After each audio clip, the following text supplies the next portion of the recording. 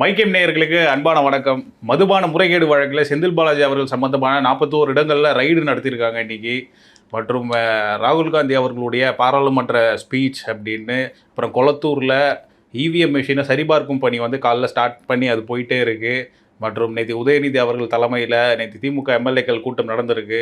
இதை சார்ந்து இன்னும் பல விஷயங்கள், இதை சுற்றி இருக்கக்கூடிய விஷயங்களை பற்றி தான் இன்றைக்கி விரிவாக அலச இருக்கோம். வீடியோவை ஸ்கிப் பண்ணாமல் லாஸ்ட் வரையும் பாருங்கள். வாங்க வீடியோக்குள்ளே போகலாம். வணக்கம் சார்.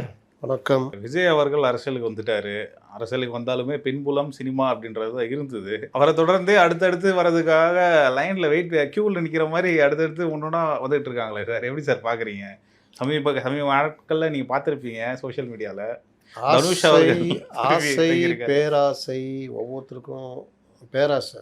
இவங்க என்னென்னா நினச்சிட்டாங்கன்னா, இவர்கள் வானத்துலேருந்து குடித்த தேவதூதர்கள் மாதிரி நினச்சிட்டாங்க. இந்த சினிமா முன்னாடி 4 லைட்டு இதெல்லாம் வச்சு ஷூட்லாம் போனோம்னா இவங்க போகிறது வர்றது செயற்கையாக இருக்கும். பார்த்துருக்கீங்களா? ஆமாம். நீங்கள் இந்த சாப்பிட்றது முதற்கொண்டு நடக்கிறது முதற்கொண்டு அதுலேயும் அந்த ஒரு தனுஷ்லாம் அப்படியே ரஜினிகாந்த் இப்படி மறு உருவமாக மாறிட்டார் அவர். அப்போது அந்த விஷயங்கள் சுய ஒழுக்கம் இருக்காது. நீங்கள் ஒரு குடும்ப வாழ்க்கையில் பாருங்கள், எல்லோரும் தான் சொல்கிறேன், அந்த ஒரு இது இருக்காது. ஆனால் இவர்கள் மற்றவர்கள் சுய ஒழுக்கத்தை பற்றி பேசுவாங்க. அப்பா அம்மாவை கை விட்டுருவாங்க. ஆனால் தாய் தந்தை தான் முக்கியம், தாய் தந்தை இது பண்ணணுவாங்க. கணவன் மனைவி பிரச்சனை இருக்கும், ஆனால் குடும்பம் தான் ரொம்ப முக்கியம் அப்படின்வாங்க. இல்லாத போதை வஸ்து பழக்கம்லாம் இருக்கும், ஆனால் போதைக்கு அடிமையாகாதுன்னுவாங்க. எல்லா இந்த சினி ஃபீல்டில் இருக்க எல்லாரோடையும் பாருங்கள், அவங்களுடைய இதெல்லாம் இவருக்கு தான் உபதேசம். சொல் ஒன்று செயல் ஒன்று இருக்கும். இதில் கொஞ்சம் மாறுபட்டு இருந்தவர்னா எம்ஜிஆர் தான்.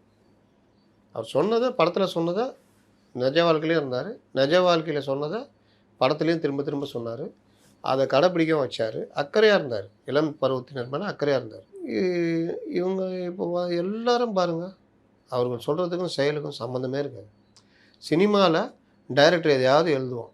இப்போ ஒரு முதல்வர் விஜய் எடுத்துக்கங்க, அவர் கடைசி படத்தில் முன்னாடி அந்த படம் தான் போதை மருந்து விற்கிற மாதிரி பாட்டுலாம் வரும்.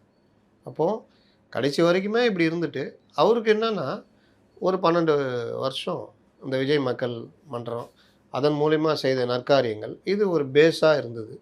ஒர்க் பண்ணிட்டு வந்துருக்கு. இன்னொன்று, அவர் வந்த சீசனு அவர் உச்சத்தில் இருக்கும்போது தான் வந்துட்டார். அப்போது டாப் ஸ்டார் அரசியலுக்கு வரும்போது அந்த வைப் இருக்கும். ப்ளஸ்ஸு இந்த 2 திராவிட கட்சிகளை பார்த்து மக்கள் அப்படியே சலிப்படைஞ்சு போயிட்டாங்க. அவங்களுக்கு ஒரு மாதிரி இதாகிடுச்சு. எல்லாம் சேர்ந்து அவர் வந்துட்டார். வெறுமனே ஜென்சிலாம் கிடையாது, எல்லாம் சேர்ந்து வந்துட்டார். இந்த வாய்ப்பு எல்லாருக்கும் கிடைக்குமானா கிடைக்கவே கிடைக்காது. ஆனாலும் பேராசை. என்ன பேராசை? நம்ம வந்துடணும். ஏன் வரணும்? நீங்கள் யார்? எதுக்கியா நீங்கள்? இந்த நடிகைகள் இந்த காக்ரோச் போராட்டத்துக்கு ட்வீட் போட்டாங்களே, இதுக்கு முன்னாடி வேறு ஏதாவது ஒரு விஷயத்துக்கு போட்டிருக்காங்களா? எவ்வளோ பேரிடர் நடக்குது, எவ்வளோ ஜனங்கள் இறந்து போகிறாங்க, எவ்வளோ தமிழ்நாட்டில் 5 பேர் செத்து போனாங்க பட்டாசு. எந்த நடிகராவது ஒரு நாளாவது ஏதாவது ஒரு வாட்டர் ஏதாவது போட்டிருக்காங்கன்னா? 2015 வெள்ளம் வந்துச்சே, எத்தனை நடிகர்கள் இறங்கி ஹெல்ப் பண்ணாங்க? ஹெல்ப் பண்ணவங்களாம் இருக்கிறாங்க, விரல் விட்டு எண்ணிடலாம். அவ்வளோதான். சம்பாத்தியத்தில் பெரும்பகுதியை 3 பாகமாக பிரித்து, ஒரு பாகம் குடும்பத்துக்கு, ஒரு பாகம் தான தர்மத்துக்கு, ஒரு பாகம் திமுக இதுக்குன்னு ஒதுக்குனவர் எம்ஜிஆர். அதை தாண்டி எல்லாருக்கும் பண்ணிகிட்டே இருந்தார். அப்படி செய்ய வேணாம். விஜயகாந்த் மாதிரியாவது யாராவது இருக்கீங்களா? இந்த இது அசிஸ்டன்ட் டைரக்டர் சினிமாவை நம்பி வர்றவன் அவன் மத்தியானம் சாப்பாட்டுக்கு வழி இல்லைன்னு சொல்லிட்டு தினம் சாப்பாடு போட்டார. அப்போ அவன் வேலை போகிறான்னா வரணும், சாப்பாட்டுக்கு தைரியமாக போயிடலாம். இங்கே ரோகிணி லாட்ஜி பக்கத்தில் அங்கே வந்தால் ராஜாபாதர் தெரு, நமக்கு சாப்பாடு நிச்சயம். போட்டாரா இல்லையா? கட்சி ஆஃபீஸில் வச்சு போட்டாரா இல்லையா? உதவி கட்டணம் உதவி பண்ணாரா இல்லையா? அந்த மாதிரியாவது யாராவது இருக்கீங்களா? என்ன நீ ஆளா? 4 படம் 5 படம் நடிச்சிட்டா, ஒரு 10 படம் ஹிட்டு கொடுத்துட்டா நீங்கள் முதலமைச்சர்.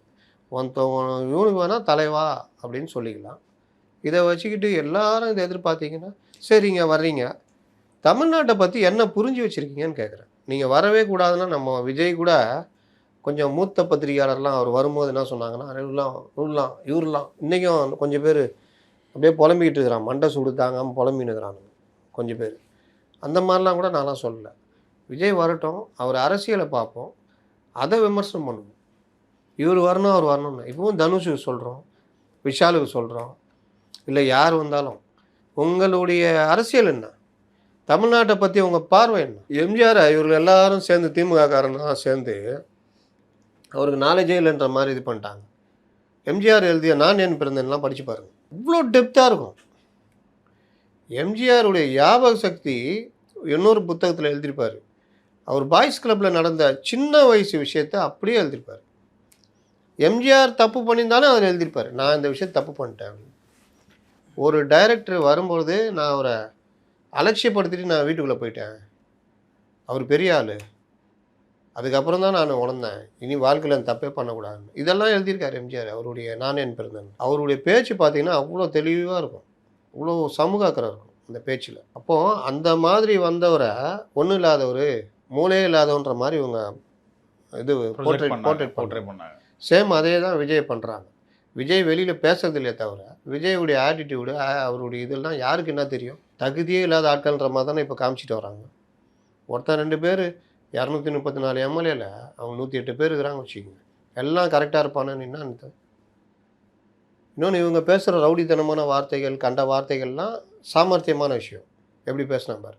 பெண்கள் விஷயத்தில் இவர்கள் கட்சியில் யாராவது இது பண்ணால் கிங்கு இல்லை அப்படின்றது, வெளியில் பண்ணால் ஆகா ஐயோ என்ன பண்ணிட்டாங்க பாருங்கள் அப்படின்றது. இந்த மாதிரி எல்லா காலத்துலையும் நான் பார்த்துட்டு வந்திருக்கேன். அதனால தான் சொல்கிறேன், இந்த அதிமுகவில் கூட அது இருக்காது, இந்த அளவுக்கு இந்த மாதிரிலாம் பண்ணிகிட்டு இருக்க மாட்டாங்க. சாப்பிட்டா ஒரு இது போவாங்க, கொஞ்சம் பேர் அகாதோகா இருப்பாங்க. ஆனால் இவர்கள்ட்ட இந்த இதே இந்த தன்மை இவர் வந்தார், நடித்து வந்தார், யார் ஒரு கல் ஒரு கண்ணாடி இதெல்லாம். ஆனால் இவர் நடிகர்கள் இவங்களாம் நடிகன் இவன் இப்படின்னு இவர் பேசுகிறார், பதிவு பண்ணுறாங்க. சினிமா நடிச்சிட்டா நீ ஒரு ஆளா அப்படி இப்படின்னு. இவர் தான் நடித்தார், இல்லை அவர் தனியாக அதை ஸ்பெஷலாக நாலேஜ் வளர்த்துக்கிட்டாரா? இல்லை. சேம் இதே தான் நான் நடிகர்களையும் கேட்குறேன், நடிகைகளையும் கேட்குறேன். என்னன்னா நீங்கள் வாங்க, அரசியலுக்கு வாங்க, தமிழ்நாட்டை பற்றிய ஒரு புரிதலோடு வாங்க, ஒரு அரசியல் தெரிஞ்சுக்கோங்க, பழைய அரசியல் தெரிஞ்சுக்கங்க, தமிழ்நாட்டுடைய பாரம்பரியத்தை தெரிஞ்சுக்கங்க, அந்த கலாச்சாரம் மற்ற விஷயங்கள் தெரிஞ்சுக்கங்க, மொழி பற்றி தெரிஞ்சுக்கங்க, தமிழ்நாட்டுடைய மாவட்டங்களை பற்றி தெரிஞ்சுக்கங்க, அதில் என்னென்ன பிரச்சனை இருக்குலாம் தெரிஞ்சுக்கங்க. தெரிஞ்சுக்கிட்டு வாங்க, மக்களுடைய அடிப்படை விஷயங்களை தெரிஞ்சுக்கங்க, தாராளமாக வாங்க. சும்மா ஒரு 100 பேர் 50 பேர் ரசிகர் கட்டுறாங்க, 4 ஆடியோ லான்ச்சில் எல்லாம் பேசுகிறாங்க பண்ணலாம் வந்தீங்கன்னா வச்சு செஞ்சு விட்ருவாங்க. அதுவும் இது வேறு மாதிரியான காலம். ஆசை இருக்கிற மட்டும் போதாது, அமைப்பு இருக்கணும்.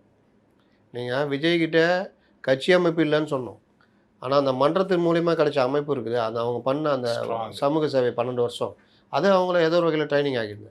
ஆனால் இது எல்லாத்தையும் தாண்டி விஜய்க்காக விசிலுக்காக இந்த ஓட்டு விழுந்தது. இதெல்லாம் இனி சாத்தியமா? எல்லாருக்கும் ஒர்க் அவுட் ஆகுமான்றது ஏன் விஜயகாந்துக்கு நடக்கல? விஜய் விட பெரிய ஆள் விஜயகாந்த், அவருக்கு நடக்கலையே. இதை விட அவர் அவ்வளோ சிறந்த பேச்சாளர், அவர் அவ்வளோ விஷயம் மக்கள்கிட்ட நல்ல மதிப்பு இருந்தது, தன்னை ஒரு ஆளுமை மிகுந்தவர் நிரூபித்தார். அவரால் முடியலையே. காலகட்டங்களும் ஒரு முக்கியமானது. அன்றைக்கி ஜெயலலிதா, கலைஞர் இருந்தாங்க, இன்றைக்கி அது இல்லாதனால தான் இவருக்கு ஒரு அந்த வாய்ப்பு. அப்போது இவங்கெல்லாம் ஆசைப்பட்டு வராங்கன்னா அதற்கான சூழ்நிலை வந்தாலும் சமாளிக்கிறது இருக்கீங்களா? குறைந்தபட்சம் போராட்டங்கள் ஏதாவது. அதனால் இப்போ எல்லாருக்கும் எப்படி இருக்கும், விஜய் மட்டும் என்ன போராட்டம் பண்ணி வந்தார், என்ன அவன் கட்சியின் அரசியலாக பேசினாங்க, இந்த இது வந்துச்சு. ஒருத்தர் இன்னொருத்தர் நல்லவராகிறாரு.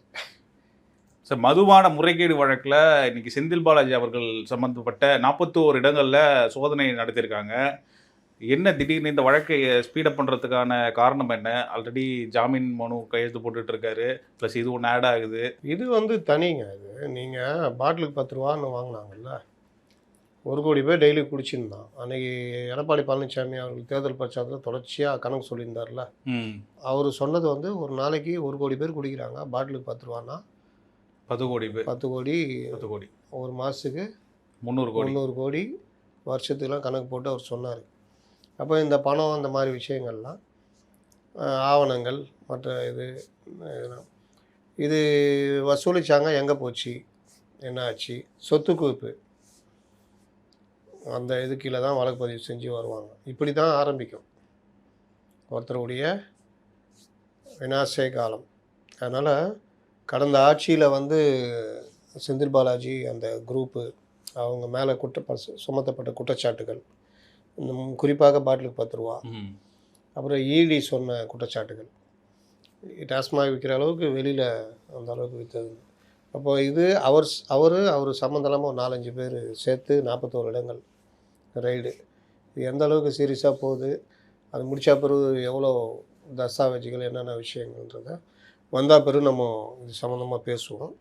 ஆனால் இது ஒரு சீரியஸான இஷ்யூ. ஏன்னா இதுதான் தமிழ்நாட்டுடைய மிகப்பெரிய வருமானத்தில் பெரிய அளவு உள்ள ஒரு துறை, 48,000 கோடி ரூபா. அப்போ அதுக்கு பேரலாக எந்த அளவுக்கு தனியார் சைடில் வருமானம் பார்த்தாங்க அப்படின்றது நீங்கள் எடுத்து ரைடு மற்ற விஷயங்கள் போகும்போது அது ஒரு பெரிய அளவில் இருக்கும். வர தகவல்லாம் அதிர்ச்சிகரமான தகவலாக இருக்கும். ஒழுங்காக நடந்து இந்த ரைடுலாம் வெளியிட்டாங்கன்னா. அதனால் அடுத்தடுத்து என்ன நடக்குதுன்றதை பார்ப்போம். இது இன்றைக்கி நடந்தது ஒரு முன்மாதிரி, இன்னும் முடியல, ரைடு போயிட்டு இருக்கு. சார், கொளத்தூரில் திமுக அளித்த புகாரில் இவிஎம் மெஷின்ஸை வந்து சரிபார்க்கும் பணி வந்து காலைல ஸ்டார்ட் பண்ணி போயிட்டுருக்கு. 14 இடங்களில் சோதனை பண்ண போகிறதா சொல்லியிருக்காங்க. என்ன காரணம்? தோத்தது ஒரு ரீசனா? கௌரவமாக ஏதாவது இல்லை பாருங்கள், மிஷின் சரி, நாளைக்கு ஏதாவது சொல்லுவாங்க மிஷின் சரியில்லை. அது என்ன சார், அவங்க சின்னத்துக்கு அழுத்தினா வேறு சின்னத்துக்கு விடுற மாதிரி அந்த காரணத்தை காட்டி என்ன இதுன்னு புரியல. அது அந்த வழக்கு உள்ளே போய் அது என்ன நடக்குதுன்னு பார்த்து தான் சொல்ல முடியும். இவர் வழக்கு போட்டு மிஷின் நாளைக்கு சொல்லிக்குவாங்க. பாருங்கள், நீதிமன்றமே செக் பண்ண சொல்லிச்சு, அதனால தான் டேடி தோத்தார் அப்படி ஏதாவது ஒரு காரணம். அதுக்கு ஒரு முன்னோட்டம். ராகுல் காந்தி பேச மாட்டாருன்னு சொன்னீங்க. இன்னைக்கு நாடாளுமன்றத்தில் பேசிட்டாரு. அவர் பேச மாட்டேங்கிறாருன்னு சொன்னோன்னா நாடாளுமன்றத்துக்குள்ளே பேச மாட்டாரு அப்படின்னு சொன்னீங்க. அதான் இன்னைக்கு நாடாளுமன்றத்துக்குள்ளே பேசிட்டாரு. அமித்ஷா அவர்கள் ஏன் வரல அப்படின்னு ஒரு கேள்வி எழுப்பியிருக்காரு. நீங்கள் ஏன் 8 நாளாக வரல? அமித்ஷாலாம் வந்தார், 8 நாளாக நீங்கள் வரல. அமித்ஷா வரல, பயமா? அவருக்கு என்ன பயம் இருக்குது? அவங்க வந்து ரொம்ப தெளிவாக இருக்கிறாங்க. இப்போ எம்ஜிஆர் அவர் காலத்தில் இந்த கலைஞர் மற்றவங்களாம் இது பண்ணும்போது அவர் பதில் சொல்ல மாட்டார். அதுக்கேற்ற ஆள் இருப்பாங்க, அவங்க சொல்லுவாங்க. ஜெயலலிதா காலத்துலையும் அதே மாதிரி. அந்த மாதிரி பாஜகவில் அடுத்தடுத்த கட்ட தலைவர்கள் ரெடி ஆகிட்டாங்க. கிரண் ரிஜிஜு, அனுராக் தாக்கூர், தேஜஸ்வி சூர்யா, அந்த மாதிரி ரொம்ப பேர் வச்சு செய்கிறாங்க. இவங்கெல்லாம் போனால் தான் கடைசியில் அவர் வேறு மாதிரி வச்சு செய்வார். அப்புறம் இந்த மாதிரி இந்த சில்லறைத்தனமாக இந்த வெத்து சவால். அந்த மாதிரி காங்கிரஸில் யார் சார் இருக்கா? காங்கிரஸ்லாம் இருக்காங்க, நல்ல தலைவர்லாம் இருக்காங்க. நீங்கள் பேசுகிறதா சப்ஜெக்ட் பேசுகிறது எல்லாம் தான் பேசணும். தயாநிதி மாறன் கூட பேசினார், நீட்டு வேணாம் அது வேணான்னு. சிரிச்சுட்டு தான் இருப்பாங்க எல்லாரும். எல்லா மாநிலத்தில் நீட்டு முறைகேடு பற்றி நீட்டே வேணாம் அப்படி இப்படின்னா சிரிப்பாங்க. நாங்கள் தான் மொழிக்கு இதுன்னா சிரிப்பாங்க. அப்போது பேசுகிறது வேறு, சப்ஜெக்ட் பேசுறது வேறு. அதனால் சப்ஜெக்ட் பேசுகிறீங்களா அப்படின்றதான் எல்லோரும் பார்ப்பாங்க. இங்கே பெருசாக வெளியில் ஆடிட்டு போவாங்க, அங்கே போனால் ஒன்றும் பண்ண முடியாது. உதாரணம் வேணுமா? இன்று ஒரு தகவல் அவர்லாம் அங்கே பெருசாக ஸ்தாபிச்சாரா? பெரிய அளவில் ஏதாவது பண்ணாரா? இல்லை. ஆராசா அவர் கூட அப்பப்போ ஏதாவது பேசுவார். என்ன கெஞ்சிக்கிட்டு இருப்பார், பேசினா ஓட விட்டுருவாங்க. கனிமொழி, திருச்சி சிவா தான் எனக்கு தெரிஞ்சு பேசுகிறவங்க எல்லாரையும் சொல்கிறீங்க அப்படின்னு பார்த்தா யாருமே தமிழ்நாட்டை பொறுத்தவரை பேசலை. சப்ஜெக்ட் பேசணுன்ற பேசுறது வேறு, சப்ஜெக்ட். பொதுக்கூட்டத்தில் பேசுகிறதுக்கும் சட்டமன்றத்தில் பேசுகிறதுக்கும் வித்தியாசம் இருக்குது. பொதுக்கூட்டத்தில் பேசுறதுக்கும் பார்லிமெண்ட்டில் பேசுறதுக்கும் வித்தியாசம் இருக்குது. நான் ஏன் உதயநிதியுடைய சட்டசபை பேச்சை விமர்சனம் பண்ணுறேன்? பொதுக்கூட்டத்தில் பேசுகிற மாதிரி அங்கே பேசிக்கிட்டு இருக்கிறீங்க. ஏன் அப்படி பேசுகிறீங்க? நீங்கள் வச்சிருக்கிற ஆளுக்கு அவ்வளோதான் நாலேஜ், அவன் நாலேஜுக்கு எழுதி கொடுக்குறான். அது சட்டமன்றத்துக்கான தகுதியான பேச்சு கிடையாது. இன்னொன்று, கவர்மெண்ட்டு இப்போ தான் வந்திருக்கு, அப்போ அதுக்கேற்ற மாதிரி ஸ்பீச் இருக்கணும். இல்லை, அதே மாதிரி தான் இவர்கள். நீங்கள் நீட்டு அந்த தேர்வு குளறுபடிகள் இதை தானே பேசணும், காக்ரோச் போராட்டம் மற்றது. இவர் வந்துட்டு என்னென்ன பேசிகிட்டு இருக்காரு? இந்த மாதிரி வெத்து சவால் இருக்கிறது, கூப்பிட்றது, கண்ணடிச்சார் ஞாபகம் இருக்குது அவர் தடவை. அப்புறம் போய் மோடியை கட்டி பிடிச்சார். இந்த மாதிரிலாம் பண்ணுவார். அவரை போய் கட்டி பிடிச்சார் இவர். ஆமாம், அந்த மாதிரி கூத்தலாம். அதை வந்து பெருசாக இவர்களால் அப்படியே ஆகர்ஷிக்கப்பட்டது. பார்த்தியா, அது எந்த வகை இது? பார்லிமெண்ட்டில் லைவ் போய்கிட்டு இருக்குது, பேசி முடிச்சுட்டு அவரை போய் கட்டி பிடிச்சிட்டு வந்து உட்காரும் போது ஒரு கண் அடிக்கிறது. அதுக்கு நான் நிறைய திட்டேன், அதனால நான் கட்டி பிடிக்கிறேன், நக்கல் பண்ணுறது. சரி, அப்படி கட்டி பிடிச்சிட்டு வந்திருந்தா கூட பிரச்சனை இல்லை. வந்து உட்காந்து ஒரு கண் அடிச்சார்ல, அப்போ அவரை பார்த்தியா அவரை கலாச்சி விட்டன்ற மாதிரி. அது அந்த மாதிரி சின்ன சின்ன வேலைகள்லாம் பண்ணிகிட்டு இருப்பார். இன்னும் ஒரு அந்த இதுக்குரிய தகுதிக்கு வரல அவர். அதனால் இன்னொன்று முக்கியமான விஷயம் என்ன சொல்லியிருக்காருன்னா, மாணவர்கள் போராட்டத்தை வந்து கொச்சைப்படுத்தக்கூடாது அப்படின்ட்டு அந்த போராட்டத்தை பற்றி கவனம் ஈர்த்திருக்காரு, பேசியிருக்காரு. மாணவர் போராட்டத்தை கொச்சைப்படுத்தியது என்னை கேட்டால் ராகுல் காந்தி தான். உண்மையிலேயே மாணவர் போராட்டத்தை மதிப்பு கொடுத்துருந்தா பார்லிமெண்ட்டில் வந்து மாணவர்கள் போராட்டத்தை சம்மந்தமாக பேசியிருக்கணும். நீங்கள் அதை கொச்சைப்படுத்தி டைவெர்ட் பண்ணுறதுக்கு நீங்கள் ஒரு படையை தட்டிட்டு பிரதமர் இல்லத்தை போய் நீங்கள் முற்றுகையிட்டீங்க. அதனால தான் வாங்சூக்குடைய மனைவி கண்டிச்சாங்க, போராட்டத்தை திசை மாற்ற வேலை பண்ணாதன்னு. நீ தனியாக ஒரு ரூட் எடுத்துக்கின்னு அதில் ஆதாயம் தேடாத, இந்த வேலை பண்ணாதன்னு. ஏன்னா அவர் என்ன நினச்சாரு, இப்படி போனால் மாணவர்களுக்கு திரண்டு பிரதமர் இல்லத்தை வந்துடுவாங்க, பெரிய அளவில் கலாட்டா பண்ணிடலான்னு அவர் நினச்சார் ராகுல். ராகுல் பின்னாடிலாம் போகிற அளவுக்கு அன்றைக்கி இருக்காங்க யங்ஸ்டர்ஸு, யாரும் கண்டுக்கல. இதுதான் பிரச்சனை. அதனால் இவர் தான் மாணவர்கள் போராட்டத்தை கொச்சப்படுத்தினார், டைவெர்ட் பண்ண பார்த்தார். அதெல்லாம் வந்து தப்பு. நம்ம கேட்டுக்கிறது என்னென்னா, நீங்களாம் தலைவர்கள், மாணவர்கள் போராடுறாங்க, அவங்க எம்பிக்கள் கிடையாது.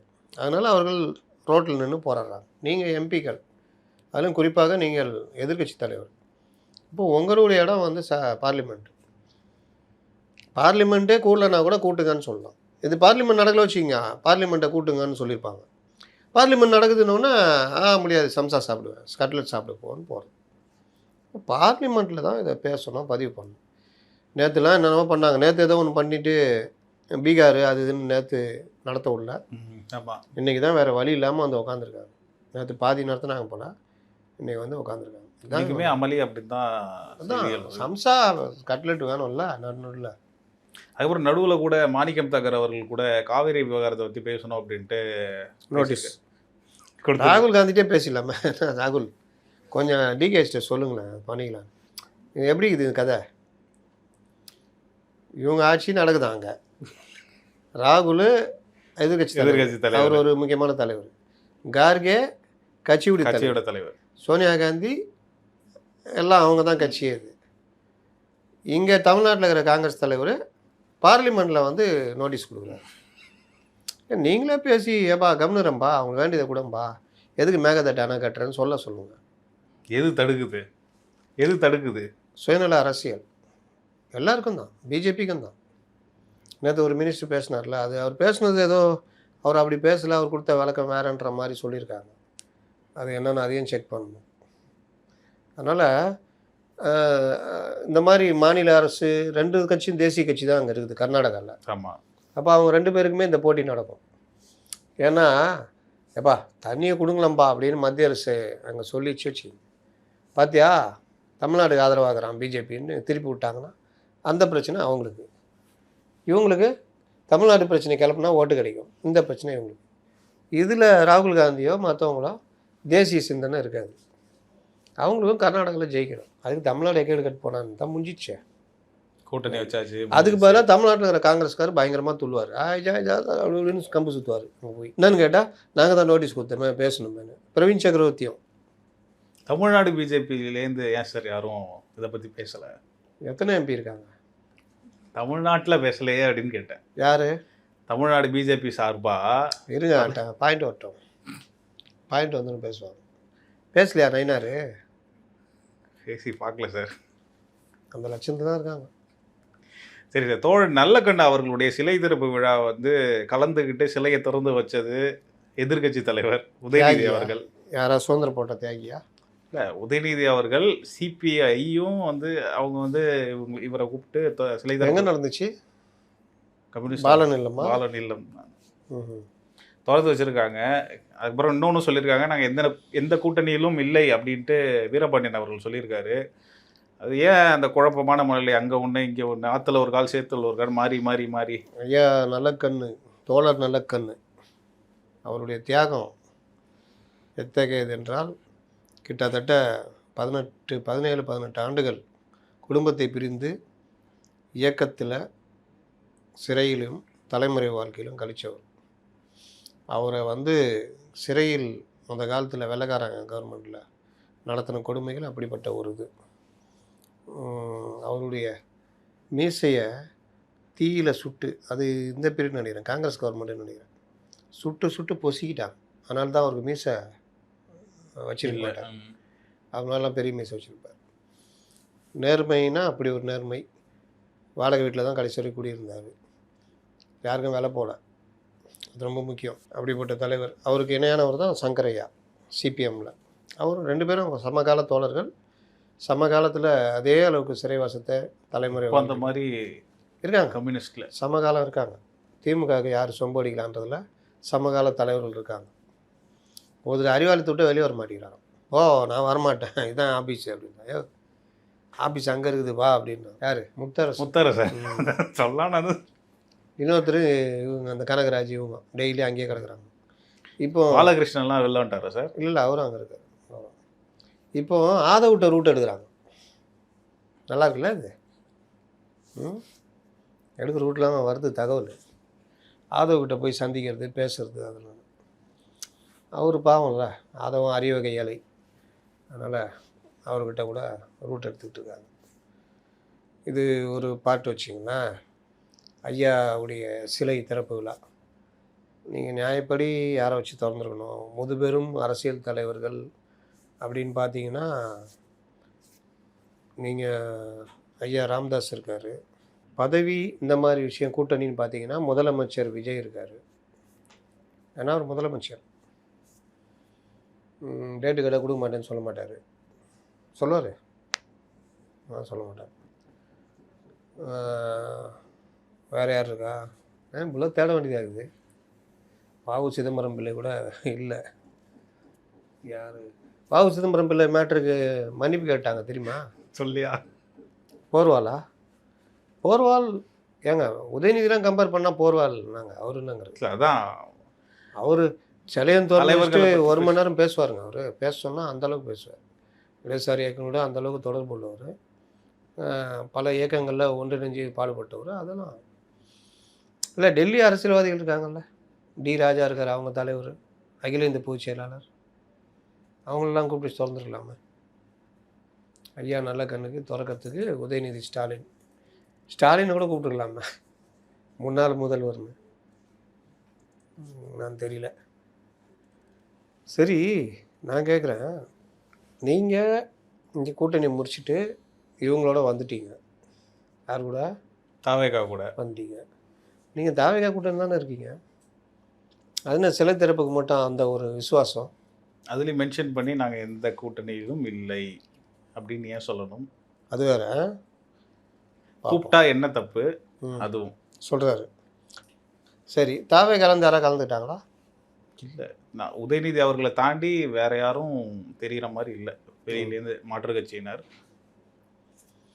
அதாவது இவர்களுடைய சண்முகம் அவர்களை கூட நான் அதில் பார்க்கல. சண்முகம் அவர்களை கூட பார்க்கலன்னு நினைக்கிறேன். தெரியல வந்திருப்பாரு. அந்த இதில் விசுவாசிகள் தெரியல, அதனால சொன்னேன். அதாவது இவர்களுடைய ராஜ விசுவாசம், ராஜாவை மிஞ்சிய ராஜ விசுவாசம். இது கூட்டணி கட்சி, இது அப்புறம் இந்த மாதிரி பேசுறது, இதெல்லாம் வந்து ஓவர். இது என்ன பிரச்சனைனா, ரொம்ப சிம்பிளாக சொல்லணுன்னா, கூட்டணி சேரணும்னு முடிவெடுத்தது இவர்கள் இல்லை. இவர்கள் திமுகவுடைய கிளை கழகங்கள் முடிவெடுத்தது டெல்லி. அந்த கோபம் இவர்களுக்கு இப்போவும் இருக்குது. அந்த விசுவாசம், திமுக மேலே விசுவாசம் இப்போவும் இருக்குது. அதனால் நீ என்ன வேணால் முடிவெடுத்துக்கோ. என்ன ஒன்றுனா அவங்க ஆதரிக்கணும், தான் ஆதரிக்கிறேன். ஆனால் செயலால் நாங்கள் இப்போவும் திமுக கூட்டணி தான் அப்படின்னு இப்போவும் நிரூபிச்சிட்ருக்காங்க. அப்படியே போய்கிட்டு இருக்கு. இதில் முத்தரசன் கூட நம்ம அவங்க ஆதரவாளர் அப்படின்னு சொல்லலாம். ஆனால் ஒரு இளைஞர் புதுசாக வந்தவர், அவருக்கும் அந்த ஒரு இதுதான் இருக்குதுன்னா, இந்திய கம்யூனிஸ்ட் கட்சி எந்த காலத்துலேயும் மாறாது அப்படின்றதுக்கு இது உதாரணம். சரிங்க, நல்ல விஷயம். ஐயா நல்ல கணக்கு. அதுக்காக உதயநிதிக்கு அந்த தகுதி இல்லையா அப்படிலாம் நான் பேச வரல. கூட்டணி கட்சின்னு இருக்கும் பொழுது நீங்கள் அதை விட்டுட்டு எதிர்கட்சி தலைவர்னால் நீங்கள் முதல்வரை கூப்பிட்டு திறக்கலாம்ல. அப்போ நீங்கள் இன்னும் திமுகவோட அந்த உறவாடலை தொடரணும்னு, அதுக்கு உருட்டு தான். ஒருவேளை மறுபரிசீலனை செஞ்சுட்டாங்களோ? என்னது கூட்டணி? ரொம்ப அழகாக பண்ணுவாங்களே.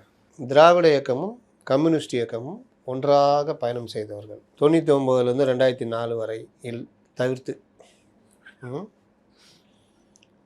திராவிட இயக்கம், கம்யூனிஸ்ட் இயக்கம் காலூன்றி வளர்ந்த நேரத்தில் கம்யூனிஸ்ட் இயக்கம் எங்கே தமிழ்நாட்டில் வளர்ந்துட போதுன்றதுக்கு மாற்றாகத்தான் திராவிட இயக்கம் வந்தது. இவர்கள் வர்க்க போராட்டத்தை எடுத்து நிறுத்தும் போது இவர்கள் மொழி போராட்டம் இந்த மாதிரி பண்ணியிருந்தாங்க.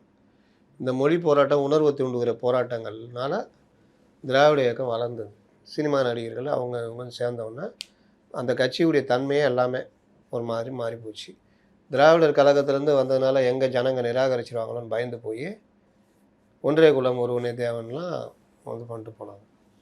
கம்யூனிஸ்ட் இயக்கம் தலைவர்கள் எவ்வளோதான் தியாக தலைவர்களாக இருந்தாலும் அவர்களுடைய அந்த கொள்கை நடைமுறைப்படுத்துறதுன்றது வர்க்க போராட்டன்றது பெரிய அளவில் எடுபடல. ஆனால் இவங்க அதுக்கு எதிராக பண்ண பிரச்சாரங்கள் இருக்குல்ல, ஒரு ஃபேக்ட்ரி ஆரம்பிப்பாயா, இவன் வருவான், சங்கம் வைப்பான், அதோடு அவ்வளோதான் அப்படின்னு. என்ன காரணம்னா இவர்கள் எல்லாவற்றிற்கும் தயாராக இருந்தார்கள். திராவிடர் கழகத்திலேருந்து வெளியில் வந்தாலும் கோயிலுக்கு போகிறது மற்ற விஷயங்கள்னால் ஒன்றே குலம் ஒருவனே தேவன் மாற்றிக்கிட்டாங்க. ஆனால் சிவாஜி கணேசன் திமுகவில் அவ்வளோ பாடுபட்டவர் திருப்பதி கோயிலுக்கு போயிட்டு வந்தோடனே எதுமோ அவரை பெரிய நாத்திகர்கள் கட்சியிலேருந்து ஒருத்தர் இந்த வேலையை பண்ண மாதிரி அவரை அவமானப்படுத்தி வெளியே அமிச்சாங்க. அது தேவைக்கேற்றவர் மாற்றிக்குவாங்க. இது ஒரு பார்ட்டு. தேவைக்கேற்றவர் போல் நிலப்பரப்புகள் பெரும் முதலாளிகள் கூட கைகோத்துக்குவாங்க. இது எதையுமே கம்யூனிஸ்ட் இயக்கங்கள் பண்ண முடியல.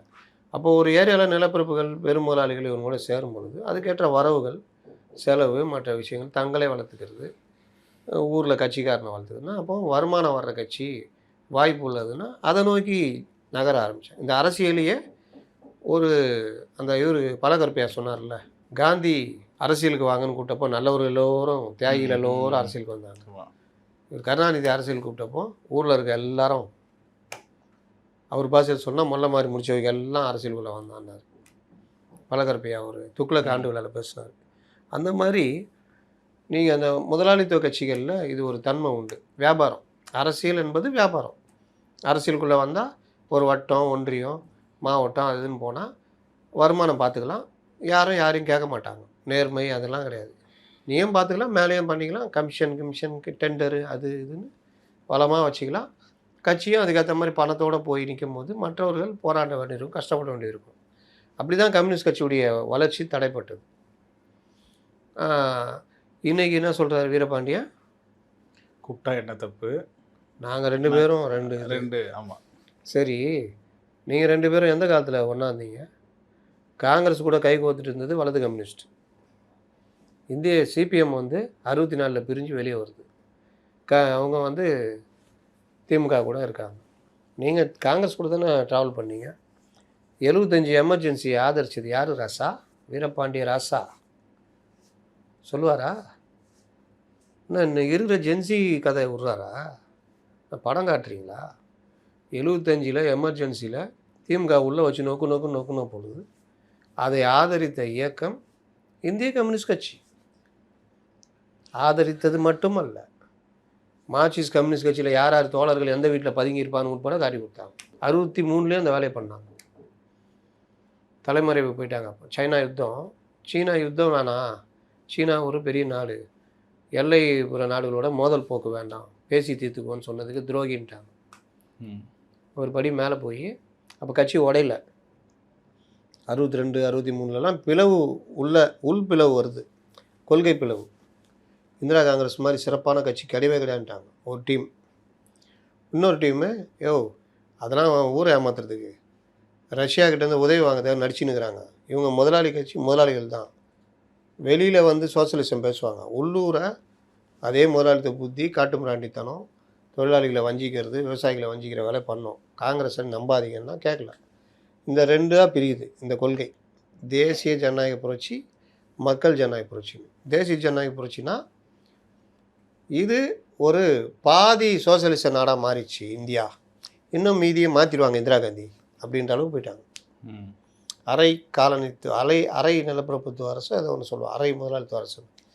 இவங்க சொன்னது இல்லை, என்னதான் இந்திரா காந்தி காங்கிரஸ் இங்கே ஆட்சி பண்ணாலும் இவர்கள் பெரிய முதலாளித்துவ நாடாக மாறுறதுக்கு முயற்சி பண்ணிகிட்டு இருக்கிற ஒரு சின்ன நாடு இது. ரஷ்யா கூட உறவுன்றதுனால சோசியலிசம் பேசலாம் பண்ணுறாங்க. நம்ம கட்சியை இப்படி கொண்டு போகக்கூடாது. நம்ம கட்சியை பிரச்சனைகள் அடிப்படையில் மக்களை தரட்டணும். இப்போ மாணவர் பிரச்சனை எஸ்எஃப்ஐ, வாலிபர் பிரச்சனை டைஃபி, தொழிலாளர் பிரச்சனை சிஐடியு, இது வங்கி ஊழியர்னா அது மாதிரி பேங்க் எம்ப்ளாயீஸ் ஃபெடரேஷன், அந்த மாதிரி திரட்டி அவர்களை அரசியல்படுத்தி நாம் கொண்டு வரணும் அப்படின்னு இவங்களுடைய நிலைப்பாடு. இது அப்படியே உடையுது. இதில் 62க்கு மேலே சீன யுத்தத்தில் மார்க்சிஸ்ட் கம்யூனிஸ்ட் கட்சி ஆதரவாளர் தெரியும்ல, அந்த அதாவது உடையத்துக்கு முன்னாடி சீன ஆதரவு ஆட்கள் ரஷ்யா ஆதரவு ஆட்களாக பிரிகிறாங்க. ரஷ்யாவும் உதவி பண்ணுது கட்சிக்குள்ளே. இங்கே இருக்கிற கம்யூனிஸ்ட் கட்சியை உடைக்கிறதுக்கு ரஷ்யா உதவி பண்ணுது உள்ள. அப்போ சீன ஆதரவு ஆட்கள், சீன ஆதரவுலாம் கிடையாது. அவங்க ஏன் சண்டை போடுறீங்க, சண்டை போட்டு நமக்கு நஷ்டம் வரும், தேவையற்ற இல்லை போகிறோம், பேச்சுவார்த்தை தான் பெஸ்ட்டுன்னு கேட்கல நேருவோட மேனன் ஒருத்தர் இருந்தார். அப்போ அவர் தான் உயின்னு துளின்னு போனார். அப்போ அந்த வாரில் செம்மாட்டி அஸ்ஸாமுடைய தலைநகர் வரையும் உள்ளே வந்துட்டான் சைனா. ஒரு நாடு உள்ளே வந்துட்டு விட்டுட்டு போனதெல்லாம் அந்த வரலாறு தான். நம்மக்கிட்ட இருக்கிற அந்த ஆசாத் காஷ்மீர் பாகிஸ்தான் பிடிச்சி வச்சுருக்கானே, அதெல்லாம் நீங்கள் பார்த்தீங்கன்னா பாகிஸ்தான் திடீர்னு வந்து பிடிச்சது. அதுக்கப்புறம் அது இன்னை வரைக்கும் நம்ம அது பேச்சுவார்த்தை அதுதான் ஓடிட்டு விடலை. ஆனால் சைனா வந்துட்டு இது வரைக்கும் அஸ்ஸாமுடைய தலைநகர் வரைக்கும் வந்துட்டு திரும்பி போயிட்டான். ஆனால் நமக்கு பெரிய நஷ்டம், அவமானம். அதில் தான் அவர் மன உளைச்சலில் இதானார்னுவாங்க நேரு. மேனன்லாம் அப்புறம் பதவி விலகினார். அந்த காலகட்டத்தில் தான் இவர்கள் கம்யூனிஸ்ட் ஏஜென்ட்டுகள், சீன ஏஜென்ட்டுகள்னு முத்திரை குத்தி பிடிச்சி உள்ளே போட்டாங்க. அப்படி உள்ளே போடும்போது தலைமறைவாகிறாங்கல்ல, அவங்களெல்லாம் வர வைக்கிறது. ஒன்றுபட்ட கட்சி தானே, நீங்கள் உடனே வரணும், தலைமையகத்துக்கு வரணும்னு போடுறது. அப்படி வர வச்சு பிடிச்சி கொடுக்குறது. பீராமூர்த்தி பெங்களூரில் பதுங்கியிருக்கார், அப்போதைய பெரிய தலைவர். திராவிடமா ஏன்னா நான் காமெடி பாருங்கண்ணா, திராவிடமும் நாங்களும் ஒன்று நீ பேசுகிறார்ல, திராவிடனா என்ன, திராவிடம் என்ன, திராவிடன்ற பேரில் என்னென்ன அயோக்கியத்தனம் பண்ணாங்கன்னு ஒரு புக்கே எழுதினார். ஆரிய மாயையா திராவிட மாயையான்னு ஆய்வு கொந்தளிச்சாங்க. அவர் பதிலுக்கு ஒரு புக் எழுதினார், கி வீரமணி.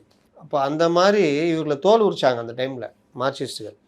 திராவிட கட்சிகளையும் தோல் உரிச்சாங்க, காங்கிரஸுக்கு எதிராகவும் இருந்தாங்க. ஆனால் இந்திய கம்யூனிஸ்ட் கட்சி காங்கிரஸ் கட்சியோட கைகோர்த்துக்குன்னு இவர்களே காட்டி கொடுத்தாங்க. அந்த பி ராமமூர்த்தி பெங்களூரில் தலைமறைவாக இருக்கார், அவரை வர வைக்கிறாங்க. அன்றைக்கி ஜீவா தான் தலைவர், பொதுச் செயலாளர். ஆனால் அவர் பாவம், அவர் இதெல்லாம் கிடையாது. வர வச்சு ரயில்வே ஸ்டேஷனில் இவர் வருவார், அது கொஞ்சம் தாங்கி நடப்பார், கால் ஸ்டிக்கு ஊனி, இவர் தான் வருவார்னு கழிச்சு பிடிச்சி அரெஸ்ட் பண்ணுறாங்க. இந்த மாதிரிலாம் நடந்தது. அப்படிப்பட்ட இந்திய கம்யூனிஸ்ட் கட்சி. அதுக்கப்புறம் 64 பிளவு, 68 இன்னொரு பிளவு, நக்சல் பாரி இதெல்லாம் வந்து மாவோயிஸ்டுகள். அதாவது சீனா கம்யூனிஸ்ட் மாதிரி நம்ம இயங்கணும், ஆயுதம் ஏந்தி கம்யூன்களை அமைக்கணும் குழுவாக. அப்படி அது அந்த ஊருக்கு கரெக்டாக இருந்தது. நம்ம ஊருக்கு சுதந்திரம் அடைஞ்சி அரசியலமைப்பு சட்டம் வந்து ஒரு ஜனநாயக நாட்டில் போயிட்டு ஆயுதம் தாங்கிய போராட்டம்னா நடக்குமா அது? அப்போ அது அவர்கள் ஒரு பாதை எடுத்தாங்க. இந்த மாதிரி கம்யூனிஸ்ட் இயக்கங்கள் இந்தியாவில் 2-3 பிரிஞ்சிச்சு.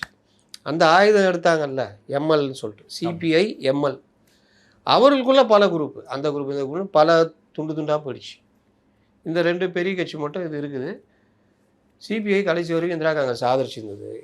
இந்த 77 தோல்விக்கு பிறகு இப்போ ராஜேஷ் தாஸ்ன்னு இருந்தார்னு நினைக்கிறேன், அவர் தான் அவங்க மாநாட்டில் ஒத்துக்கிறாங்க, நாங்கள் பெரிய வரலாற்று பிழை செய்து விட்டோம் எமர்ஜென்சியை ஆதரித்துன்னு. அதற்கு பிறகு தான் இடதுசாரி இயக்கங்களும் ஓரளவுக்கு நெருங்கி வர ஆரம்பிச்சு 2 இயக்கமும். இது வரலாறு. திராவிட முன்னாங்களும் இப்படியா? எப்படி? அந்த திராவிடம் எதிர்த்த கட்சி தான் காங்கிரஸ், அந்த காங்கிரஸோடு இருந்தது தான் சிபிஐ. அப்புறமா காங்கிரஸ் அப்படி இதாகி இன்றைக்கி எல்லாரும் ஒரே கூட்டையில் ஒரே இதாகிட்டாங்க.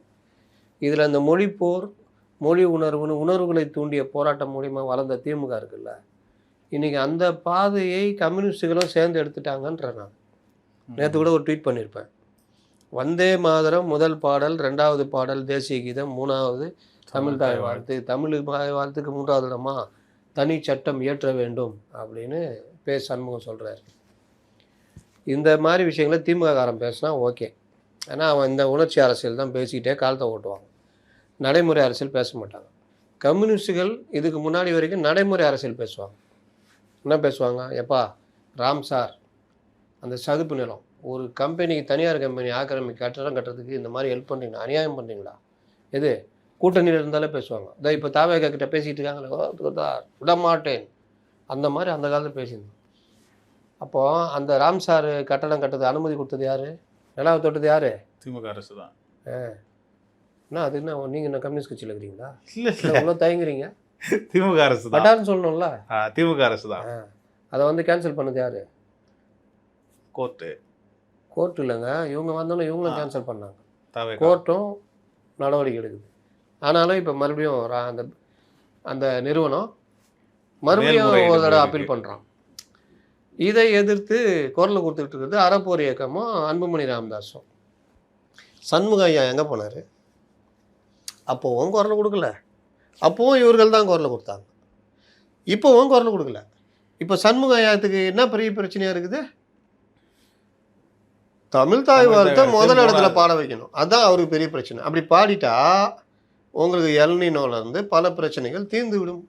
புரியுதா? ஆணவ கொலையே நடக்காது. புரியுதா?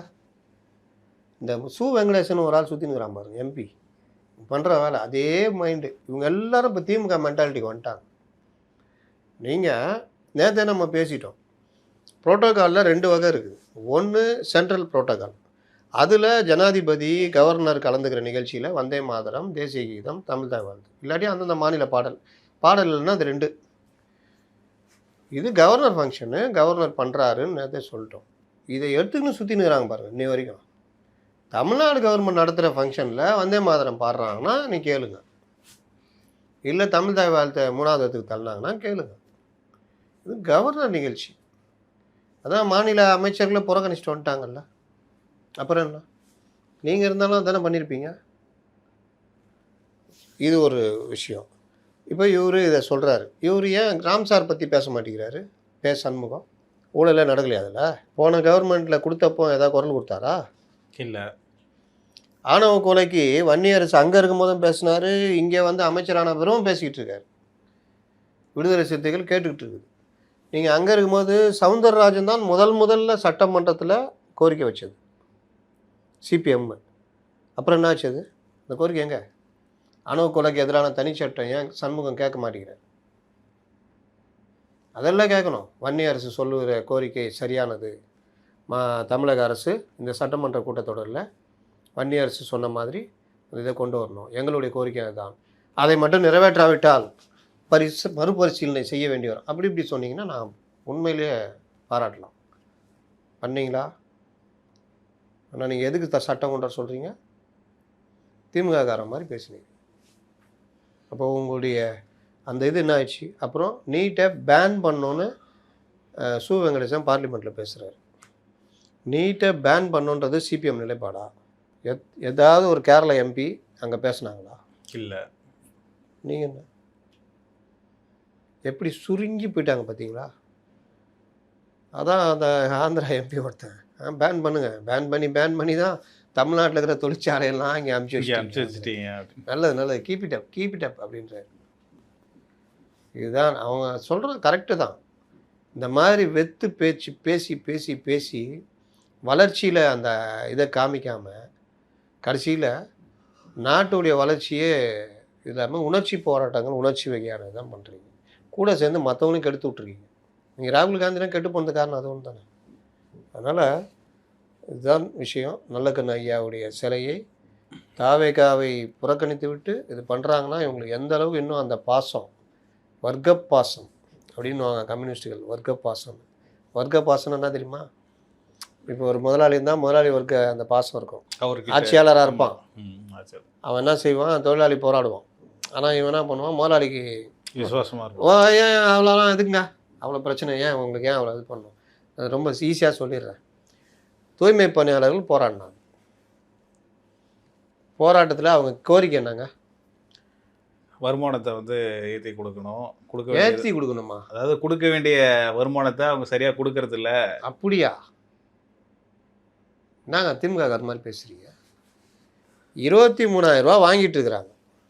புதுசாக வந்த கம்பெனி 18,000 ரூபா தான் தர்றேன்றான். சர்வீஸ் 15 வருஷம் தன்னுடைய வாழ்க்கையுடைய இளமையெல்லாம் அந்த கம்பெனிகளுக்கு ரோட்டில் பெருக்கிறதுக்கும் கூட்டுறதுக்கும் குப்பை அள்ளி போகிறதுலையுமே கழிச்சிட்டாங்க. அவங்களுக்கு மிஞ்சி இருக்கிற ஒரே சொத்து சர்வீஸ். 10 வருஷம் சர்வீஸ், 15 வருஷம் சர்வீஸ். வெளியே அனுப்பும்போது என்ன கிடைக்கும்? 5 வருஷம் சர்வீஸ் பண்ணி முடிச்சிருந்தா அதுக்கு ஒரு கிராஜுவிட்டி கிடைக்கும். அதுக்கு தான் இந்த சர்வீஸ், வேறு எதுக்கும் இல்லை. அது கிடையாது. 0 சர்வீஸ். இது முதலாளித்துவ திட்டுத்தனம். வர்க்க பாசனம் சொன்னல. இப்போ அவங்க போகிற நியாயமான கோரிக்கை தானே. கவர்மெண்ட் என்ன பண்ணணும்? என்ன பண்ணுங்கிற? இங்கே வந்து கான்ட்ராக்ட் எடுத்துக்கிறேன். முன்னாடி 23,000 ரூபா கொடுக்கும்போது ஒன்றால் ஏன் கொடுக்க முடியாது? கூட ஒரு 1,000 ரூபா போட்டு கொடுக்கும். அது எப்படி சர்வீஸ் கட் பண்ணுவோம்? அதெல்லாம் கட் பண்ண மாட்டோம். அந்த சர்வீஸோடு அன்றைக்கி தான் பண்ணோம். இந்த மாதிரி பேசி பண்ணியிருந்தா தொழிலாளி வர்க்க பாசம்னு சொல்லலாம். ஆனால் இவங்களுக்கு எந்த பாசம் இருந்தது? முதலாளி வர்க்க பாசம். அதையும் தாண்டி ரோம் நகரம் பற்றி எறிந்த பொழுது நீரோ மன்னன் பிடில் வாசித்து கொண்டிருந்தாரான்ற மாதிரி உங்களுக்கு இது எதை பற்றியும் கவலை இல்லாமல் திரைப்படம் போய் பார்க்குறீங்க. ஆனால் இன்றைக்கி என்ன சொல்கிறீங்க? நீட்டு போராட்டம் இவ்வளோ ஜனநாயகன். அப்போ அன்னைக்கு இது யாராவது கேள்வி கேட்டாங்களா? தைரியமாக ஃபோட்டோ போட முடிஞ்சது யாராவது ஒருத்தர் கேள்வி கேட்டாங்களா? சட்டமன்றத்தில் இந்த கேள்வியில் எதிர்பார்க்கலாமா சார்? கண்டிப்பாக.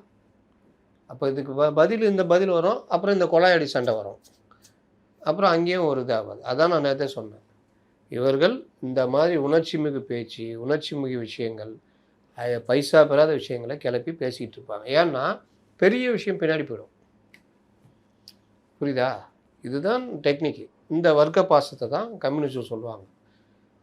சாம்சங் தொழிற்சங்கம் கேட்டீங்க, டிஆர்பி ராஜா எங்கே போய் நின்றுந்தார்? அதுக்கு பேர் வர்க்க பாசம். தொழிலாளி பக்கம் நிற்க மாட்டேன். திமுக எந்த காலத்துலையும் நின்னது கிடையாது. அப்பப்போ ஒரு சில்லறை சீர்திருத்தங்கள் மாதிரி இருக்குமே தவிர பெருசாக நின்னது கிடையாது. அதிமுக சொல்லவே வேணாம், அது ஒரு காலகட்டம் வச்சுக்கிங்க. அப்போ இந்த மாதிரி விவகாரங்களில் இவர்கள் இதையும் புரிந்து கொண்டு கட்சி நடத்தணும். ஆனால் இன்னைக்கு தலைமுறைக்கு கம்யூனிஸ்டுகள் எதை சொல்லித்தராங்கன்னா, அட்ஜஸ்ட் பண்ணி போ, இதை பற்றி பேசு, இதான் முக்கியம், இதான் முக்கியம். அதாவது சிந்தனை மார்க்ஸ் என்ன சொன்னார்? எல்லாவற்றையும் சந்தேகி.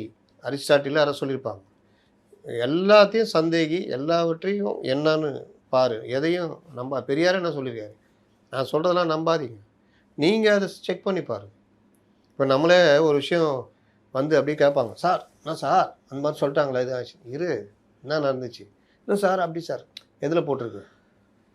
இல்லை சார் அது கார்டில் போட்டால் இதுவா? அதோடைய தன்மை என்ன நடந்திருக்கு? போலீஸ் எதாவது கைது பண்ணிக்குது, அறிக்கை கொடுத்துருக்காங்களா? இல்லை சார் அது சார்.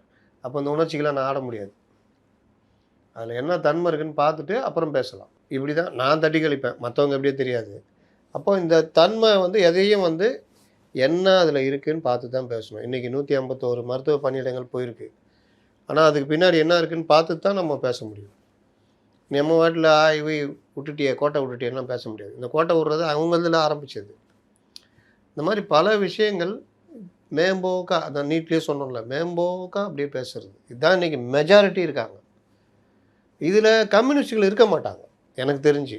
ஏன்னா அவங்க தான் கற்றுக் கொடுப்பாங்க இந்த விஷயத்தில் என்ன பின்னாடி என்ன இருக்குது அப்படின்னு சூட்சமத்தை கண்டுபிடிப்பாங்க. ஆனால் இப்போ இப்படி ஆயிட்டாங்கன்ற அதுக்கு தான் இவ்வளோ பெரிய திமுக கற்றுக் கொடுக்குதா சார் கம்யூனிஸ்ட்க்கு? நான் கற்றுக் கொடுக்கணும். வர்க்க பாசம் தான், முதலாளித்துவ வர்க்க பாசம். உதயநிதி அவர்கள் பேசும்போது என்ன சொல்லியிருந்தாருன்னா, ரீல்ஸ் போட்டு இது பண்ணுறவங்கள தான் மக்கள் இப்போ வந்து கொண்டாடுறாங்க, போராடுறவங்க. அவங்க கட்சிக்காரியே திட்டுறாரு, ஜூலியெல்லாம் திட்டுறாரு. என்ன நினச்சினுக்கிறேன், வர வர அவர் என்ன சரியில்லை. அந்த எழுதி கொடுக்குறவங்க சொல்லணும், என்ன இது தப்புங்க, ரொம்ப தப்புங்க இதெல்லாம். மேலும் நீட் தேர்வுக்கு எதிராக நிறைய போராட்டங்கள் பண்ணியிருக்கோம், கையெழுத்து இயக்கம்லாம் பண்ணியிருக்கோம். ஆமாம், அந்த கையெழுத்து வாங்கினால அது எங்கே? இப்போ அதை வாங்கி என்ன பண்ணாங்க சொல்லுங்க. அதுக்கு முன்னாடி தோல்விக்கான காரணத்தாய ஒரு குழு போட்டு ஒரு சூட்கேஸா போச்சே சார், அது என்னாச்சு சார்? அதை பற்றி அதை திறந்து பார்த்தோன்னா பக்குன்னு ஆயிடுச்சு, அப்படியே மூட்டாங்க. இதுக்கப்புறம் திறந்தோன்னா ஏடிஎம்கே கதை தான், வட்டான்னு. ஆனால் இப்போ எதோ தாவைக்கால கதவை மூடி வச்சுக்கிறாங்கன்னு கேள்விப்பட்டேன். அதனால் வட்டா அப்படின்னு அங்கே போய், எப்பா நம்பி வந்துட்டையா, நம்பி வா, நம்பி வராமல் போ. இன்னும் அதிமுக வந்தால் தான் சேர்ப்பியா? நானும் திராவிட இயக்கம் தான், என்ன சேர்க்க மாட்டியா? இனி அவனுக்கும் கிடையாது, போ. ஏகப்பட்ட கெட்ட பேர் அதை நிறுத்தி வச்சுக்கதான் கேள்விப்பட்டேன். அப்படியே நிறுத்தி வச்சிட்டிங்கன்னா நல்லாயிருக்கும், கட்சிக்காக கொஞ்சம் நல்ல பேர் இருக்கும், தூய சக்தியாக இருக்கலாம். தூய சக்தியிலே இப்போ தீய சக்திகள் வந்துடுச்சான், கதையாக வருது அங்கங்கே. பார்த்துக்கங்க முதல்வர் அவர்களே, உங்களுடைய உளவுத்துறையை வைத்து முளையிலேயே கிள்ளி எறிந்தீர்கள் என்றால் நல்லாயிருக்கும். ஃபாரஸ்ட் டிபார்ட்மெண்ட்டில் ஏதோ கேள்விப்படுறோம், ட்ரான்ஸ்ஃபர்னு கொஞ்சம் பார்த்துக்குங்க. விளக்கமாக நம்ம சொல்ல முடியாது, இல்லை பார்க்கலன்னா அப்புறமா விளக்கமாக சொல்கிறோம். அதனால் ட்ரான்ஸ்ஃபர் வெளிப்படையாக தானே இருக்கும். சரி, மாற்ற போகிறாங்க அப்படின்ட்டு அந்த வெளிப்படை இல்லைங்க, என்னான்னு கேட்டு அப்படியே ட்ரான்ஸ்ஃபர் அப்படி தானே இருக்கும். ஆமாம், சரி. ட்ரிபிள்எஸ் அப்படின்றாங்க. SSS. SSS. ஆமாம், என்ன அப்படின்னா இதான் அந்த நம்ம திருவள்ளூர் மாவட்டம். இப்படி இன்ட்டு தான் கொடுப்போம். சரி, நீங்கள் உங்கள் இன்ட்டை வச்சு நீங்கள் கண்டுபிடிச்சிங்க டெவலப் பண்ணி எவ்வளோ நடந்துக்குது, எத்தனை இது எப்படின்னு. ஏன்னா அது ரொம்ப முக்கியம். தூய சக்தியாக இருக்கிறது சாதாரண விஷயம் இல்லை, பார்த்துக்கலாம். அதனால் இவங்கள்ட்ட வருவோம். நம்ம திராவிட முன்னேற்ற கழகத்தில் ரீல்ஸு இந்த மாதிரிலாம் போடுறது இது. போராடுறவங்களை கண்டுக்கவே மாட்டேங்கிறாங்க. கையெழுத்து இயக்கம் நீட்டுக்கு எதிராக பண்ணோம், குழு அமைச்சு நீட்டில் என்னென்ன பாதிப்பு இருக்குன்னு ஆராய்ஞ்சோம். மற்றும் நிறைய போராட்டங்கள் பண்ணி நீட்டை ஆராய்ஞ்சிங்களா? நீட்டை தப்பாகவே பார்த்தீங்களே. சரி, நீட்டுனால என்னென்ன பாதிப்பு இருக்குன்னு யார்கிட்ட போய் ஆராய்ஞ்சாங்க? கூட மெடிக்கல் காலேஜ் நடத்தினுக்கிறாங்களா கட்சிக்காரங்க, அவங்கள்ட்ட போனால் சொல்ல தான் செய்வான். ஐயோ தலைவரே, வருமானம் போச்சு தலைவரே, கோட்டா போச்சு தலைவரே. கீழே இருக்கிறவன் சொல்லுவான் பக்கத்தில் இருக்கிறவன், ஆமாம் தலைவரே எனக்கு 2 சீட்டு தலைவரே, போச்சு தலைவரே. ஆமாம் எனக்கு கூட இதுதான் போச்சு. இந்த கோட்டா நிர்ணயிக்கிறதுக்கு இதில் மெடிக்கல் காலேஜில் இந்த அமைச்சருக்கு, எம்எல்ஏக்களுக்கு, லோக்கல் எம்எல்ஏ இருப்பான், லோக்கல் கட்சிக்காரன் இருப்பான் அவன். அப்புறம் திடீர்னு கொஞ்சம் கூட்டணி கட்சியெலாம் தலையிட்டு அவன் தான் வச்சு 1 சீட் 2 சீட், 1 சீட்டே அப்போ 1 கோடி போட்டால் ஒரு வருஷத்துக்கு 2 சீட்டு போட்டால் 2 சி இல்லை, அது 2 சி தனியாக. அது இல்லாமல் ஒரு 10 பேரை கூப்பிட்டு வந்தால் அதில் ஒரு கமிஷன் கிடைக்கும்ல. அப்போது பத்திரிகையாளர்கள் உட்பட எல்லாம் செழிப்பாக இருந்தாங்க. நான் அவங்களே சொல்லுவாங்க, கூட்டுவாங்க என்னவோ அதை பார்த்து பண்ணிக்கலாம். இப்போவும் நடக்குது. என்னடா பத்திரிக்காரனாக வந்துட்டு பத்திரிக்காரனையே இந்த மாதிரி பண்ணுகிறான்னு நினைக்காதீங்க, உள்ளதை சொல்கிறேன். இப்போவும் பல இது யூனிவர்சிட்டிலாம் அந்த மாதம் வந்துடுச்சுன்னா அந்த பீட்டு பார்க்குறவங்க இருக்காங்களே அப்படியே செழிப்பாகிடுவாங்க. அது கூட இன்னும் கொஞ்சம் பேர் வெளியில் இருக்கிறது இந்த மாதிரி இதுக்குன்னே இருக்கும்ல சார் பேசுனா இப்போது நீட்டு போகிறதுல 15 லட்ச ரூபா பேசி கீசி விட்டா ஏதாவது இப்போவே இப்படின்னா அப்போது எப்படி இருந்துருன்னு பார்த்து ஜெகஜாலமாக இருந்தான் எல்லாரும். இப்போ அவங்க எல்லாருக்குமே கோபம் வருமா வராதா? அதுதான் பிரச்சனை. அதனால் நீட்டுக்கு எதிராக பண்ணீங்க. அப்புறம் இன்னொன்று சொல்கிறாரு, நாங்கள் கவர்னர்கிட்ட கொடுத்தோம், கவர்னரு அங்கே அனுப்பிச்சிட்டாரு. இன்னும் கவர்னர்கிட்ட கொடுத்தா தீர்மானம் நிறைவேற்றி விலக்கு கோரும் தீர்மானம் நிறைவேற்றிட்டு கவர்னர் ஓகே கொடுத்துட்டா சட்டம் ஏற்றிட்டிங்கன்னா நீங்கள் தனியாக பண்ணிட முடியுமா? எந்த ஊரில் அது நடக்கும்? தமிழ்நாடு கவர்மெண்ட்டு சட்டம் ஏற்றிட்டா நீட்டு விலக்குன்னு ஏற்றிட்டா நடந்துடுமா? அப்புறம் ஜல்லிக்கட்டுன்னு நீங்கள் அன்றைக்கே விலக்குன்னு பண்ணி ஏற்றிருக்க வேண்டியதுன்னா எதுக்கு டெல்லிக்கு போய் பர்மிஷனாக வாங்கிட்டு ஜனாதிபதி ஒப்புதெல்லாம் வாங்கிட்டு வந்தீங்க? அங்கே சட்டத்திருத்தம் கொண்டு வந்து யாரோ எழுதி கொடுக்குறது, யாரோ பேசுறது. அப்புறம் ஜனாதிபதி ஒத்துக்கலையா? அது கனிமொழி பேசுகிறாங்க, ஜனாதிபதி கூட ஒத்துக்கல, அதனால தான் கொண்டு வர முடியல. ஜனாதிபதி வந்து இந்தாப்பா நீட்டு விலக்கு தமிழ்நாட்டுக்கு அப்படின்னு கொடுத்துட்டா இங்கே கொண்டு வந்துடுவீங்களா? ஏன் சொல்கிறார் ராகுல் காந்தி, எங்கள் ஆட்சி வந்தால் நாங்கள் தமிழ்நாட்டுக்காக நீட்டை விரும்பாத மாநிலங்கள் ஏற்றுக்கொள்ளாத வரை அவர்களுக்கு விலக்கு தரப்படும் ஏன் சொல்கிறாரு? பார்லிமெண்ட்டில் வச்சு தான் அதை கொண்டு வர முடியும். அப்போ நீங்கள் RN ரவி மேலே பழி போடுறீங்க, ஜனாதிபதி மேலே பழி போடுறீங்க. என்னமோ நீங்கள் ஏதோ ரெடியாக இருந்த மாதிரியும் அவங்க ஒத்துக்காத மாதிரியும். இது என்ன இதுவா காலேஜ் அட்மிஷனாக? இது கையெழுத்து போட்டு கொடுத்து மாற்றிக்கிறது. சுப்ரீம் கோர்ட்டில் போய் நாங்கள் போராடணுன்றாங்க. சுப்ரீம் கோர்ட்டில் பாவப்பட்ட ஜென்மமாக போராடினது அதிமுக அரசு. எதுவுமே நடக்கலை, மத்திய அரசும் கை விரிச்சிச்சு. ஏப்பா அது எப்படிப்பா நடக்கும்? எவ்வளோ மாநிலத்தில் எப்படிப்பா நாங்கள் தர முடியும்? அதெல்லாம் முடியாதுப்பா. கேட்டிங்க சரி, 1 வருஷம் 2 வருஷம் கொடுத்தோம், சும்மா இது அப்படியே நிரந்தரமாக்கெல்லாம் நடக்காதுப்பா, நீ நீட்டுக்கு தயார் பண்ணுங்க போப்பா அப்படின்னோடனே இவங்க இதுக்காவது லாய்க்கு இருக்கியா? தண்டக்கர்மாந்தம் அப்படின்னோன்னா நான் என்ன பண்ணுறது? சரி உச்சநீதிமன்றம் போகலான்னு போய் உச்சநீதிமன்றத்தில் போட்டாங்க. அவங்க அதுக்கு மேலே திட்டி அமுச்சு விட்டாங்க. நீட்டுக்கு ஆதரவாக வாதாடி ஜெயிச்சு கொடுத்தது யார்? சிதம்பரம் அவர்களுடைய மனைவி. அது அவங்க ப்ரொஃபஷனு. அதை சொன்னாங்க அவங்க காங்கிரஸ்கார் தான் அப்படி இப்படின்னு. இப்போ ஏதாவது சொல்லிட்டு போவாங்க. அப்போது வேறு வழி இல்லாமல் வந்தால் அவர் உள்ளதுலேயே அற்புதமான ஒரு வேலை பண்ணார். 7.5%. இன்றைக்கி நீட்டு வந்த பிறகு இவ்வளோ அரசு பள்ளி மாணவர்களுக்கும் அரசு உதவி பெறும் மாணவர்களுக்கும் இவ்வளோ பேர் போகிறாங்கன்னு பெருமையாக சொல்லணுன்னா அதுக்கு ஒரே காரணம் அந்த 7.5%. இன்றைக்கி நீட்டுக்கு ரத்த கண்ணீர் வடிக்கிற நீங்கள், போலி கண்ணீர் வடி நீங்கள் 10% ஆகியிருக்க வேண்டியதுதானே? அதையும் செய்யலை. அதனால் இங்கே இதில் வந்துட்டு இவங்க அப்படியே அந்த பேசுகிற தோரண பேச்செலாம் பார்த்தீங்களா, அப்படியே கற்றறிந்த மேதைகள் மாதிரி அப்படியே இருந்தது. ஏன்னா ஐயா நல்ல கண்ணு சிலையில் திறந்து வைக்கிறாங்க. நேற்று உதயநிதி அவர்கள் தலைமையில் திமுக எம்எல்ஏக்கள் கூட்டம் நடந்தது. வருகிற சட்டமன்ற கூட்டத்தொடருக்கு ப்ரிப்பேர் ஆகிறதுக்கான கூட்டமா? யார் உதயநிதி ப்ரிப்பேர் ஆகிறது கூட்டமா? கேட்குறேன். இந்த கூட்டத்தில் என்ன மாதிரியான விஷயங்கள் விவாதிக்கப்பட்டது? இதுதான் கேட்பாங்க, இதுதான் பேசுவாங்க. எலும்பு உடைப்பேன், அது சோபா மாடல் அரசு. நான் சொல்கிறேன், எழுதி வச்சுக்கிங்க.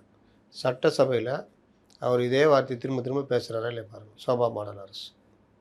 ஏன்னா 5 வருஷத்துக்கு அவருக்கு பிடிச்ச ஒரே வார்த்தை அதுதான். தவழ்ந்தபாடி ஊர்ந்தபாடி மாதிரி இப்போ சோபா மாடல் அரசு. அதுதான் பேசுவாங்க. ஒன்றுக்கும் பைசா பெறாத விஷயங்களை வச்சு பேசிகிட்டு இருப்பாங்க. இதுதான் நடக்கும். Super sir. ரொம்ப அழகாக உங்கள் கருத்துக்களை பதிவு பண்ணீங்க. மீண்டும் ஒரு நேர்காணல சந்திப்போம். நன்றி சார். இந்த வீடியோ உங்களுக்கு பிடிச்சிருக்குன்னு நம்புகிறோம். மேலும் இந்த மாதிரி பல விஷயங்களை தெரிஞ்சுக்க மைகேம் சேனலை தொடர்ந்து சப்ஸ்கிரைப் பண்ணி எங்களுக்கு ஆதரவு கொடுங்க. மைகேம் என்டர்டைன்மெண்ட் சேனலுக்கும் தொடர்ந்து உங்கள் ஆதரவு கொடுத்துட்டு வாங்க. அடுத்த வீடியோவில் சந்திப்போம். நன்றி.